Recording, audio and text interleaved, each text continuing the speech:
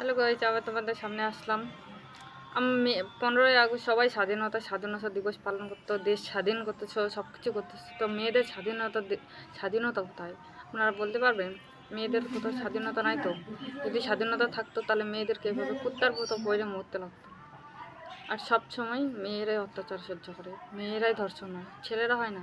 তাহলে আমাদের দেশ স্বাধীন হলো কোথা থেকে?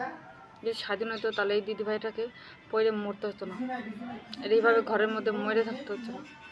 ঠিক আছে, নিজের বোনদেরকে সবাই সম্মান করতে পারো, নিজের বাড়ির বউদেরকে সম্মান করতে পারো, আর বাইরের মেয়েরাদের সম্মান করতে পারো না।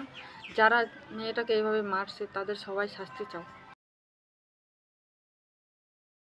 সময় মেয়েদেরকে কেন এভাবে করতে হয়, এভাবে মরতে হয়? ধর্ষণ মেয়েদেরকে হতে হয়। রাস্তায় বেরোলে একা বেরোছি কেন?